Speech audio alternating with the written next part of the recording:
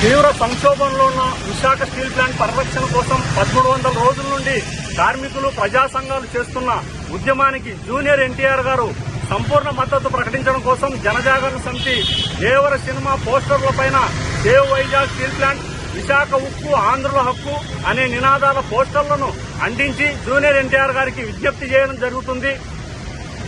కోట్లాది మంది అభిమానులున్న జూనియర్ ఎన్టీఆర్ గారు విశాఖ ఉక్కు ఉద్యమానికి మద్దతు తెలపడం వల్ల ప్రభుత్వాల్లో తప్పనిసరిగా చలనం వస్తుంది.